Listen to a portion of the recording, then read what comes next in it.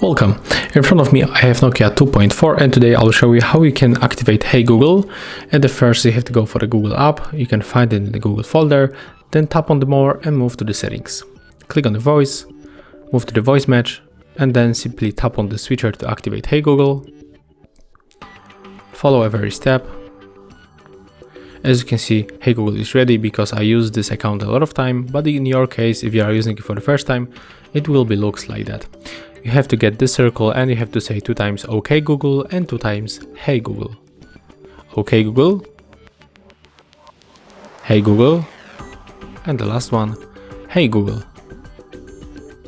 Click next.